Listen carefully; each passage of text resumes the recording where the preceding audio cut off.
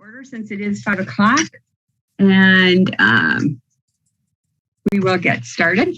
Call the meeting of the June 23rd, 2021 Transportation Commission meeting to order. Joe, if you would please read the instructions. Welcome to our virtual meeting. If you lose connection at any point during the meeting, you can reconnect by clicking the link or calling the number in your original email. Members, if you are able, please activate your video and keep it on for the duration of the meeting. Staff, if you are able, please activate your video when you are speaking.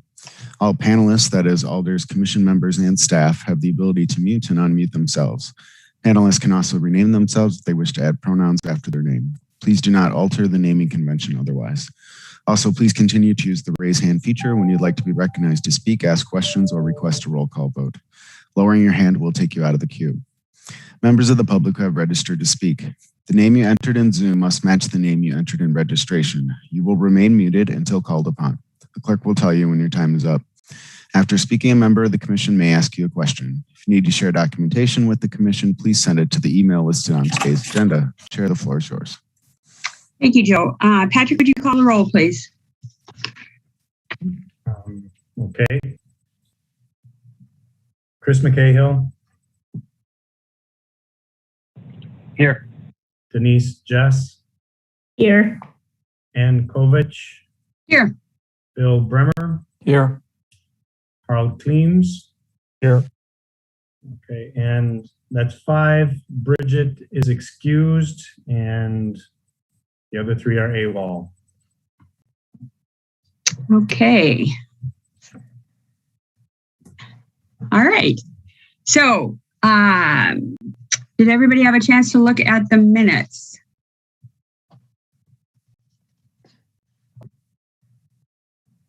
Carl? Move approval. Chris? Second. There's a motion and a second. Any discussion? Okay, seeing no hands, we'll assume unanimous consent unless anybody disagrees. If so, please raise your hand. Okay, the motion is carried. Patrick, I understand we have, well, 2 things. We did receive an email from someone with a recommendation for a future agenda item. So I will tuck that away and we'll look at that as a potential. And I believe we have a registrant on item number 1, Patrick? Yes, Bob Schaefer. Okay, Bob, go ahead.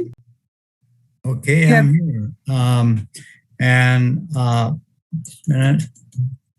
Okay, that one of the things about Madison Metro and their annual reports is that they show ridership, and that the ridership is misleading because it does not take into consideration the growth in population. Obviously, the more people available, the ridership ought to be increasing. In the last 10 years, 2018 was the 2019 was the second lowest of all of the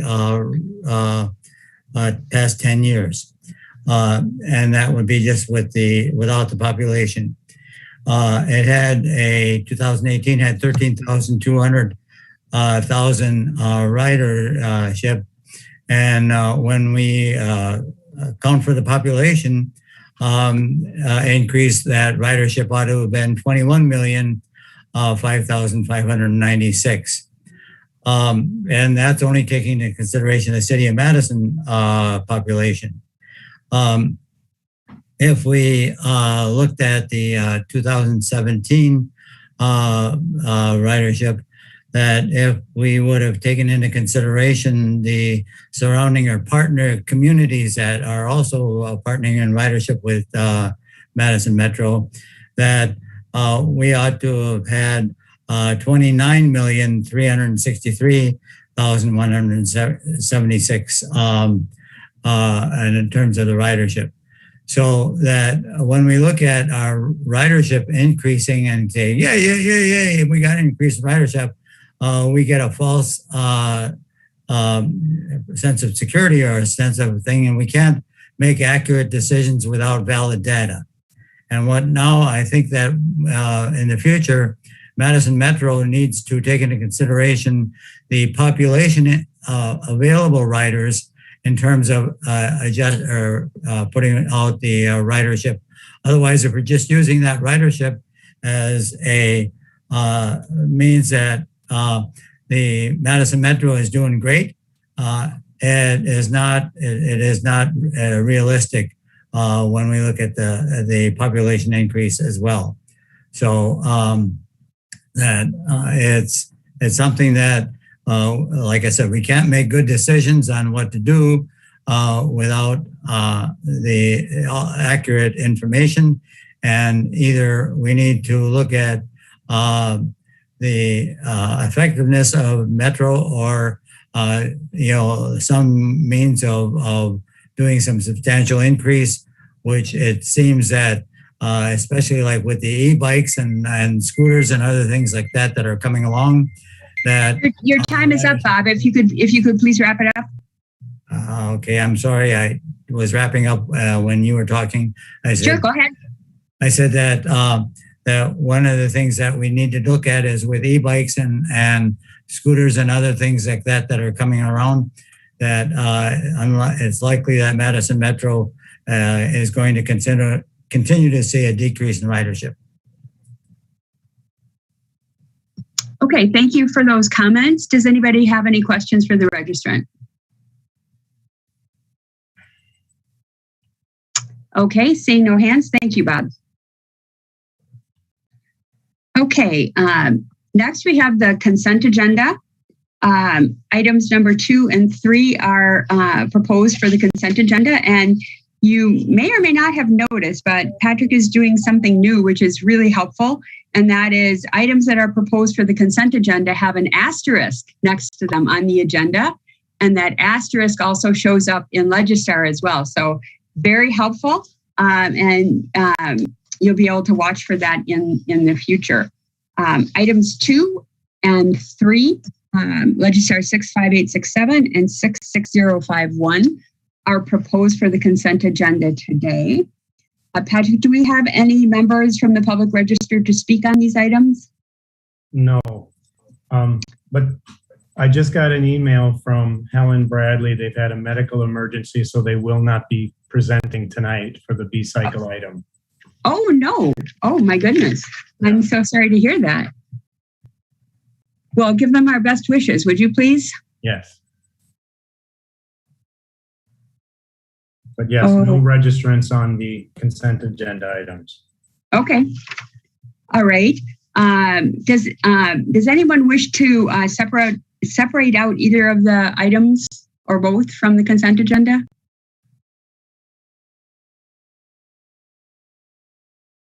Okay, seeing no hands, do we have a motion on the consent agenda? Bill?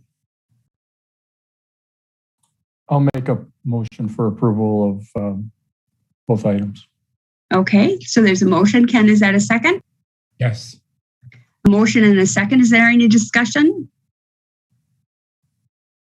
Okay, we'll assume a unanimous consent vote unless anyone wishes to vote no or abstain. If so, please raise your hand.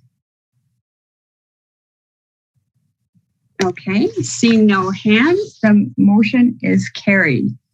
And did you mention anything about disclosures? Oh, geez, I'm so sorry. You know, I had some notes written down about the registrants, and I wrote right over disclosures and recusals. Thank you for that, Patrick. Does anybody have any disclosures or recusals this evening? I have to be careful not to write notes over the top of that in the future. All right, seeing none, thank you for that reminder, Patrick. Okay, items 4 and 5 are related. So if there's no objection from the commission, I would propose that Justin take them up together and that we entertain a motion on both of them together. They're not on the consent agenda because they're very, very large amounts of money, and I thought it was worthwhile to hear a little bit from Justin about them and give people an opportunity to ask any questions. Any objections to considering them together? Okay, go ahead, Justin. All right. Good evening, everyone. So this is it's fairly routine, but as Ann mentioned, it's a large amount of dollars. So, but this is our process requires that we get TC approval for accepting grant dollars. This would do that for both the CRRSA funds, which are a little under 15 million, which was passed, I believe, in December. And then the American Rescue Plan dollars, which is about $30 million, which was passed, I believe, in February, if I remember correctly. And so it's two separate resolutions to accept both pots of money. It critically does not spend those dollars. It just allows us to accept those dollars. And then we likely will spend them on a mix of operating dollars or operating expenses and some capital. But obviously capital expenditures, anything where there's a contract, would come back to the TC for actual approval again. So again, this is just for our ability to accept those grant funds. Okay, thank you, Justin. Do people have any questions for Justin or discussion? Harold, go ahead. Thank you. Yeah, I guess just quickly, you mentioned operations and capital. I mean, can you say anything about the operations piece of it? What you have in mind for spending it? Because I mean, we've had this discussion about how expanding service is current or bringing back service to pre-pandemic levels is currently not possible. But yeah, maybe you can just quickly say what ideas there are. Yeah. So primarily, it would be used to supplement lost fare revenues due to reduced ridership. That's going to be the biggest expenditure line item.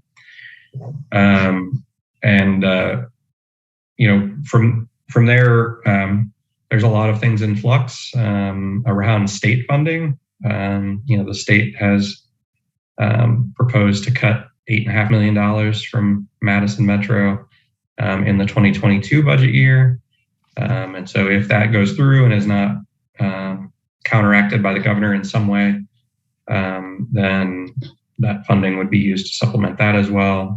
Again, not new expenditures, just replacing lost revenue sources. So, but in general, our plan is to spend all of the money down by 2024, and that we expect to see ridership or fare revenue impacts at least through then. And so between actually reduced ridership, but also because of the way that the UW partnership works, where roughly half of our ridership is using a UW student or staff pass. And UW pays us for those rides on a 4-year rolling average. So that means the impact has hit us less acutely than it may have otherwise done this year and this past year and a half. But it also means that the impact will be felt for long after ridership returns to normal. So if ridership returns to normal in 2024, it may be 4 years after that before we actually see revenues return to normal. So we're kind of game planning all of that out and trying to hold back the funding we need to make sure that we stay whole in terms of fare revenues. But the state's kind of throwing a wrench into that. And so we'll see how that shakes out. But regardless, the impact won't be immediate. We do have enough funding to get us through the next, year and a half or 2 years without problem. The issue will be, in a couple of years out when we are still seeing reduced fare revenues, but maybe don't have, or maybe have exhausted our federal money at that point to supplement. Thank you. That's helpful. Other comments or questions for Justin? Ken? I would move approval. And that's for both. Okay, so there's a motion to approve items 4 and 5. Harold? Second. Okay, there's a motion and a second. Discussion? Okay, seeing no hands, we'll assume a unanimous consent vote. unless anybody wishes to vote no or abstain. If so, please raise your hand. Okay, seeing no hands, the motion is carried. Okay, could I have a motion to defer item number 6 to a future TC meeting in light of the unfortunate medical emergency that we just heard about? Ken? Moved. There's a motion by Ken. I assume that's a second, Bill? That is correct. A second. Okay, thank you. There's a motion and a second. Any discussion? We'll assume unanimous consent vote unless anybody wishes to vote no or abstain. If so, please raise your hand. Okay, seeing no hands, the motion is carried. Next, we have our crossover reports from Chris or Alder Harrington McKinney. There was a TPPB meeting on the 14th of June, I believe it was. Do you guys have any updates for us? Yeah, I can mention a few things. One of the items at the last meeting was the authorization of the city contributing a couple properties to the BRT. So a couple BRT updates, I think, actually. One is the Brayton lot downtown. That would be a staging area. And then after the city would develop on it and the revenues would go towards Metro. And the other is parcel at the west end. That would be a park and ride lot. And then the other item related to BRT was the authorization of sole sourcing the buses from New Flyer because it's the only American company that makes the buses that we're looking for. So there was some discussion around that. And those are the only items I think that come to mind. If the agenda for the next TPB meeting isn't out yet, but I think there will be an update on the Vision Zero action plan. That's next Monday. So if anyone's interested in that, you can keep your eye out. Okay, thanks. Any questions for Chris? Did they talk, Chris, at all about the impact on the parking division relative to taking the Brayton lot out of circulation? No, well, not that in particular, but there was some discussion about, Tom will remember, the notion of, yeah, so there was a question about taking the parking revenues from the lot out of the parking utility, and then basically transferring that money essentially to Metro through the revenues that would result from the property taxes eventually.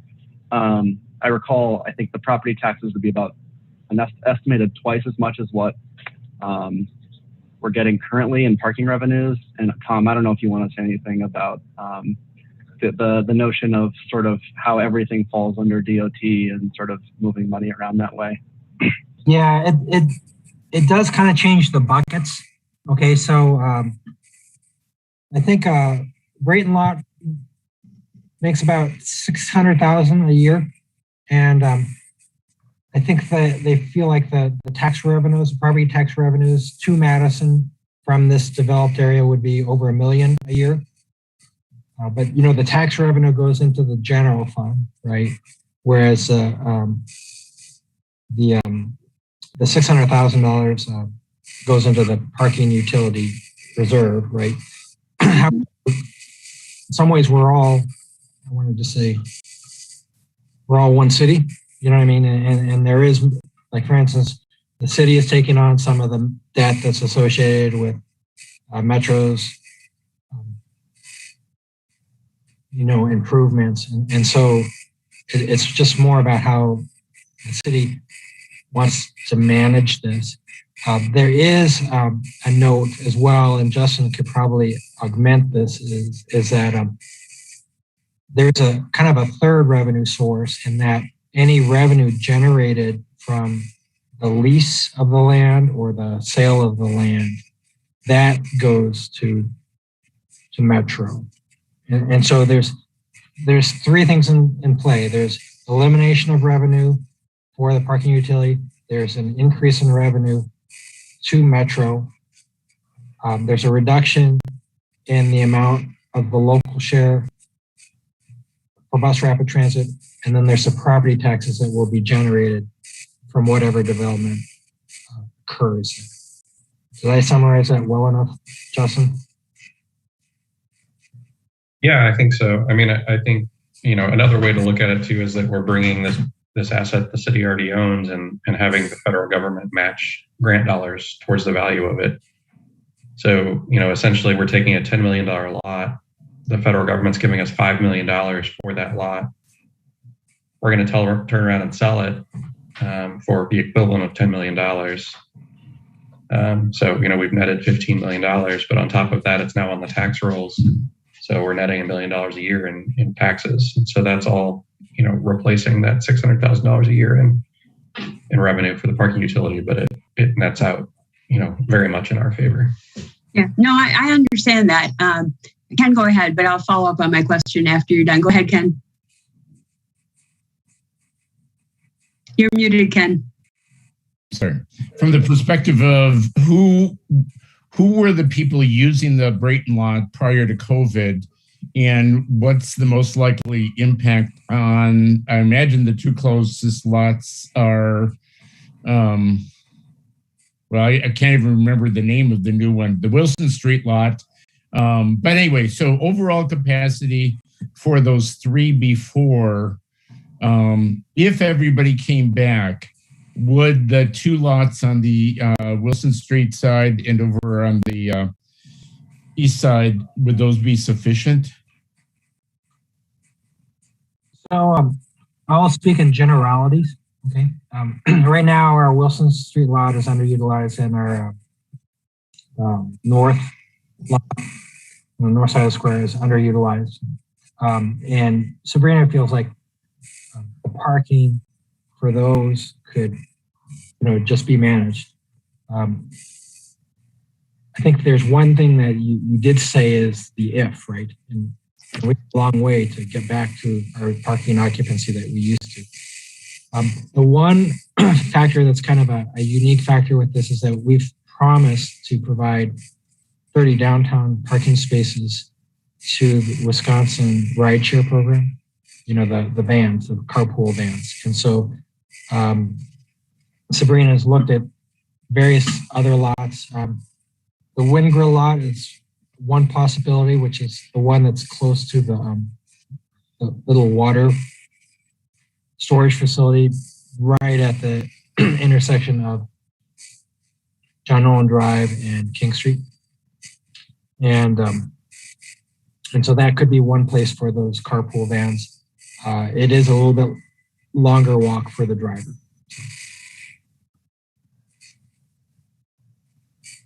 And Tom, correct me if I'm wrong, but I believe Sabrina mentioned that even before the pandemic, the Capitol Square North garage had some excess capacity. Yeah, it's not used as much as the other garages. Okay, I understand the trade-offs and that we're one city, and I heard the discussion at the TPPB meeting. I asked a question because I know how stressed our parking reserves are, and if we have funds that are not, if there's 600,000 that's not going in there, that's just going to increase the stress. And that the funds that you're talking about aren't going back into that parking reserve. So we're going to have to look at that and understand how we're going to replace facilities that need to be replaced when we don't have the reserves available. So yeah, Dave Schmidtke has been giving, I think, very informative presentations at the finance committee meetings, and he's been pretty transparent about that, about what the parking reserve fund balance is, and he's also stated that perhaps in the past, where the parking utility could fund its own large capital expenditures, that those would have to be funded now from the city, the general fund. Yeah. No, I think you're right, because it's just not going to be there, is it? No, it's not. Yeah, it's not. Okay, does anybody have any other questions? We'll watch for that agenda for the next meeting. Chris, thanks for the reminder that a meeting's coming up on next Monday. Okay, any other comments? Okay. Next, we have update on the traffic calming subcommittee. We've made quite a bit of progress. We've talked about what the Safe Streets Madison program is not, which is ironically a very important discussion. Talked about the solutions toolbox. We had 2 meetings since our last TC meeting, looking at the resources for solutions and interventions and having discussions about that. Look at a draft implementation timeline and related questions that needed to be answered. Harold and I just worked on updating the priority recommendations, which we sent out to the group today. So making a lot of progress. And since our report is due by the middle of July, that's good that we're making a lot of progress. So we have another meeting tomorrow and we're planning to meet weekly. And hopefully we're going to stay on track and wrap this up very soon, or at least bring forward the recommendations and see what the 2 bodies think about it. So comments or questions from the group?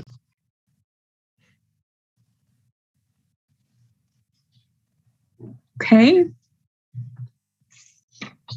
Announcements. Next meeting is July 14th.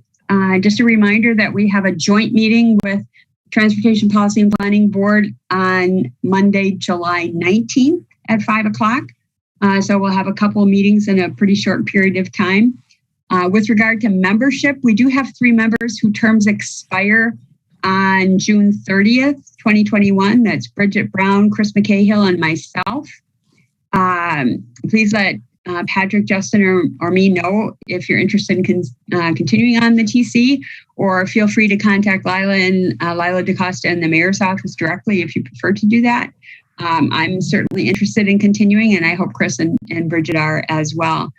Just a reminder that Section 3301 of the Madison General Ordinances, the BCC ordinance, indicates that members' terms automatically extend for 90 days after they expire, unless they're filled in the interim. So our terms would automatically extend out to the end of September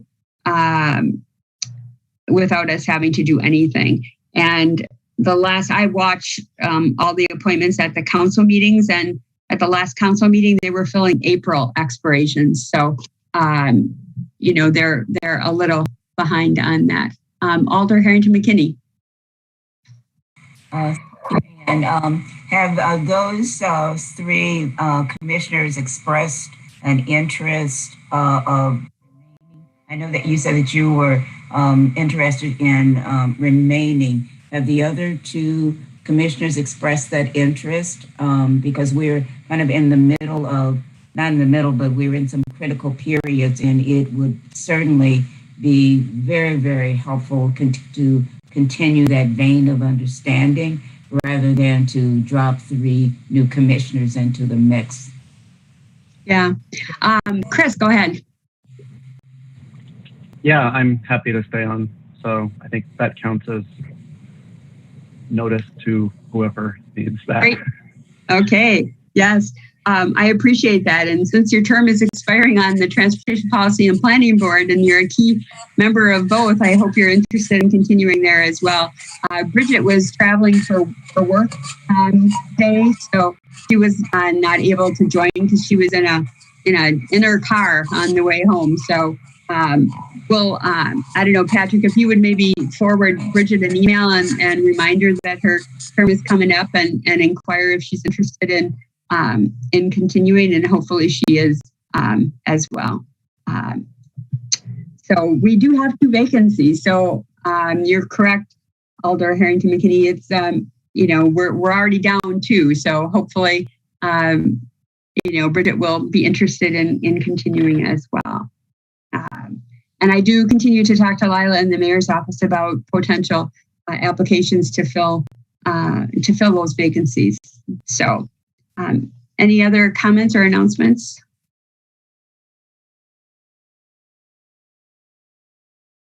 Okay. Item 10, tentative listing of agenda items for the next meeting is in Legistar.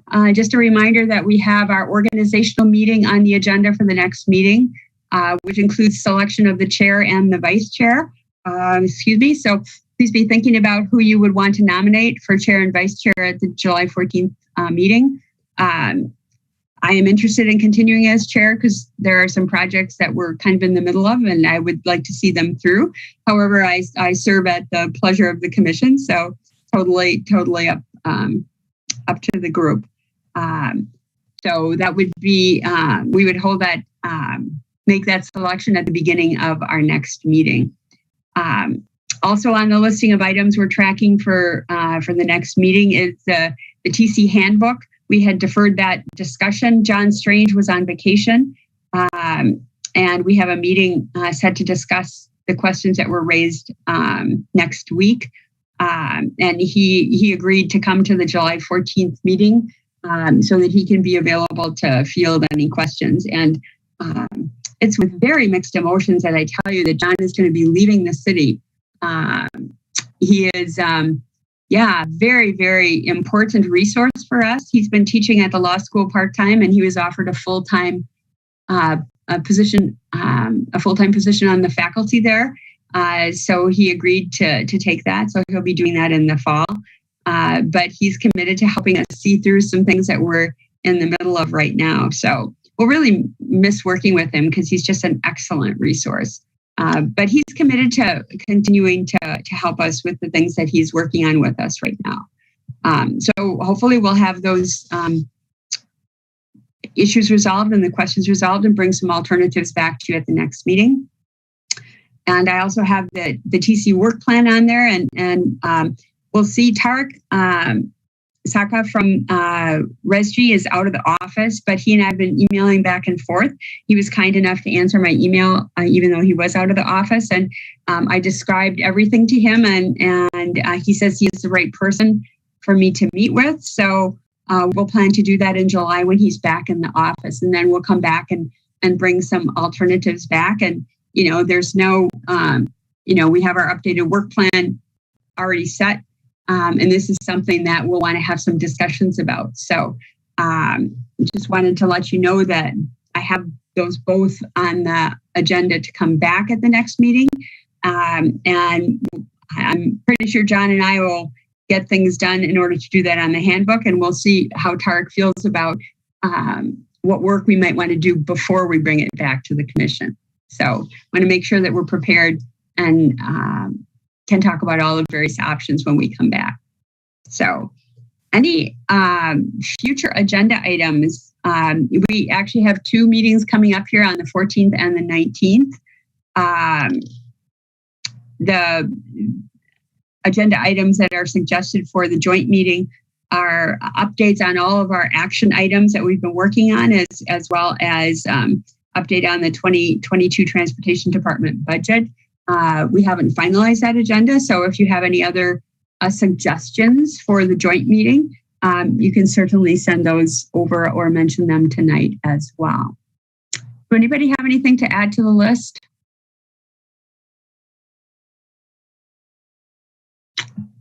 Okay. Well, shorter meeting than we had planned, and I certainly hope that whoever had the medical emergency, they're doing okay over at B-Cycle. So, and thanks for sending them our best wishes, Patrick. I appreciate that. So, I guess we need a motion to adjourn. Harold? Move adjournment. Motion by Harold, seconded by Bill. Second. All right. Any discussion? We'll assume unanimous consent vote unless anybody wishes to vote no.